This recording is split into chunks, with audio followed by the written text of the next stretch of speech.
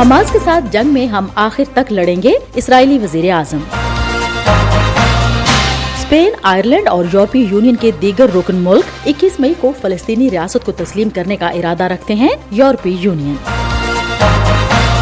بھارت کی supreme court کا jail میں بند دلی کے وزیر اعلیٰ اروند کیجریوال کو ضمانت پر رہا کرنے کا حکم۔ وائس آف امریکہ واشنگٹن سے اہم خبروں کے ساتھ سعدیہ زیب رانجھا۔ وزیر اعظم بنجمن نیتن یاہو نے جمعرات کو صدر جو بائیڈن کے بیان کو مسترد کرتے ہوئے کہا کہ اسرائیل کو اگر تنہا بھی کھڑا ہونا پڑا تو وہ ایسا بھی کر لے گا، تاہم ان کا کہنا تھا کہ کچھ ملک ان کے ساتھ کھڑے ہیں۔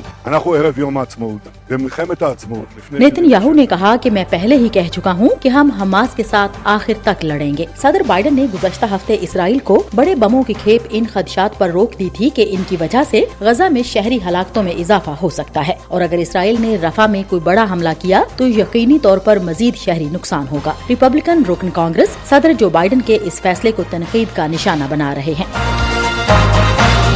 ہم وائس آف امریکہ واشنگٹن سے آپ سے مخاطب ہیں۔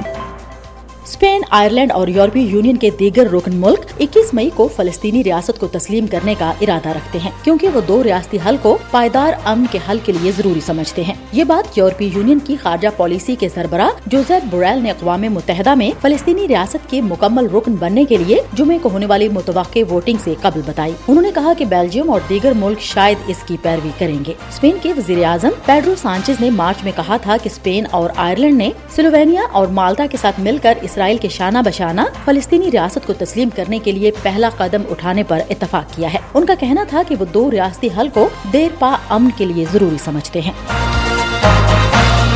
فلسطینیوں کے حامی مظاہرین جمعرات کو واشنگٹن اور نیو یارک میں جمع ہوئے اور مارچ کیا۔ اس سے ایک روز قبل پولیس نے ایسے میں جارج واشنگٹن یونیورسٹی میں فلسطینیوں کے حامی مظاہرین کے خیموں کو خالی کرنے کے لیے مرچ کے اسپرے کا استعمال کیا اور درجنوں مظاہرین کو گرفتار کر لیا، جب شہر کے حکام کو کانگریس میں مخالف قانون سازوں کے سامنے پیش ہونا تھا۔ روچیسٹر، نیو یارک میں مظاہرین پرامن طور پر جمع ہوئے۔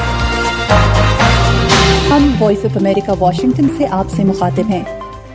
پاکستان کی وزارت خارجہ نے طالبان کی وزارت دفاع کے ان دعووں کو مسترد کیا ہے کہ پاکستان افغانستان کے خلاف داعش کو استعمال کر رہا ہے، اور کہا ہے کہ اس طرح کے بیانات کے بجائے افغان حکام کو افغانستان میں موجود تمام دہشت گرد گروپوں کے خلاف مؤثر کارروائی کرنی چاہیے۔ وزارت خارجہ کی ترجمان ممتاز زہرا بلوچ نے جمعرات کو اسلام آباد میں ایک نیوز کانفرنس میں خیبر پختونخوا میں چائنیز انجینئرز پر حملے کی منصوبہ بندی کے دعووں کو دہرایا اور کہا کہ ہمیں اس بات کے شواہد بھی ملے ہیں کہ بشام میں ہونے والے حملے کا تعلق اس وقت افغانستان کے اندر مقیم دہشت گردوں سے ہے۔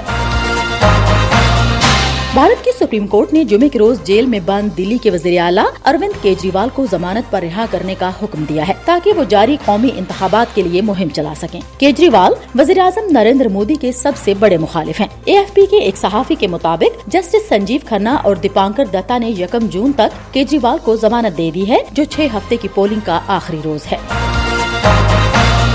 اور فرانسیسی دواساز کمپنی سنوفی اور مشکلات کا شکار امریکی حریف نووا ویکس نے مل کر کووڈ ویکسین فروخت کرنے اور ایک ایسی ویکسین تیار کرنے کا جمعے کے روز اعلان کیا ہے جو فلو کے لیے بھی مؤثر ہوگی۔ $102 بلین کی اس لائسنسنگ ڈیل کے تحت کمپنیاں دنیا بھر میں نووا ویکس کی کووڈ-19 ویکسین کا اشتراک کریں گی، سوائے بھارت، جاپان اور جنوبی کوریا سمیت کچھ ملکوں کے، جہاں امریکی فرم کے پہلے ہی شراکت داری کے معاہدے ہیں۔ یہ اعلان اس وقت سامنے آیا ہے جب دواساز کمپنیوں نے کووڈ ویکسین کی فروخت میں کمی کی اطلاع دی ہے۔ نووا ویکس فرم عالمی ویکسین کی دوڑ میں ابتدائی طور پر سب سے آگے تھی، لیکن مینوفیکچرنگ اور ریگولیٹری تاخیر کی وجہ سے پیچھے رہ گئی۔ سنوفی کے لیے یہ معاہدہ فلو کووڈ کے امتزاج کو تیار کرنے کا ایک موقع ہے۔